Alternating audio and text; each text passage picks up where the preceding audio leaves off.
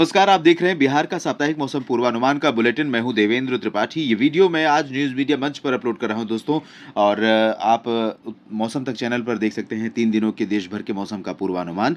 यहां पर बात करेंगे कि बिहार में इस सप्ताह क्या संभावना है। आज 19 सितंबर है। 19 से लेकर जिस दिन मैं रिकॉर्ड कर रहा हूं उस दिन 19 सितंबर है। 19 से लेकर 25 सितंबर के बीच में राज्य में कैसे मौसम की उम्मीदें दिख रही हैं, क्योंकि जब एक लो प्रेशर सिस्टम फिर से बंगाल की खाड़ी पर उठ रहा है और वो आगे बढ़ेगा मध्य भारत और इससे सटे हुए पूर्वी भारत के भागों से होते हुए, यानी उड़ीसा, झारखंड और पश्चिम बंगाल के भागों की तरफ से, तब इसका असर क्या रहेगा। दरअसल अगर असर की बात करें तो इस समय असर शुरू हो चुका है और पूर्वी हवाएं, आर्द्र हवाएं इस समय दक्षिणी और पूर्वी क्षेत्रों में बिहार में चलनी शुरू हो गई हैं। इसके चलते बादल भी आने शुरू हो गए हैं। और आपको एक लाइन में अगर मैं बताऊं तो पूरे बिहार में इस सप्ताह बारिश तो होने वाली नहीं है, लेकिन आज लेकिन कुछ हिस्से ऐसे हैं जहां पर पूरे सप्ताह बारिश होने की संभावना दिखाई दे रही है।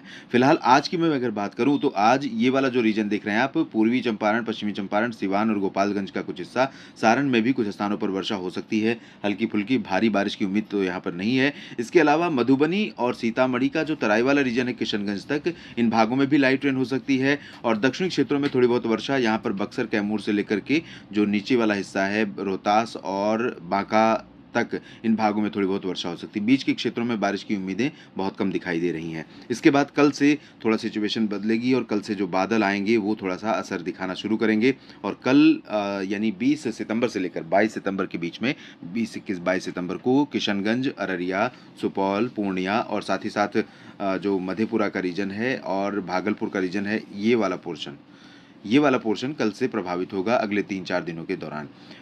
कल, परसों, नरसों यानी 20, 21, 22 सितंबर को। उसके बाद पूर्वी क्षेत्रों में ये जो उत्तरी इलाके हैं, यहाँ पर बारिश कम हो जाएगी। पूर्णिया, कटिहार के ऊपर सहरसा, खगड़िया के ऊपर के क्षेत्रों में बारिश कम हो जाएगी।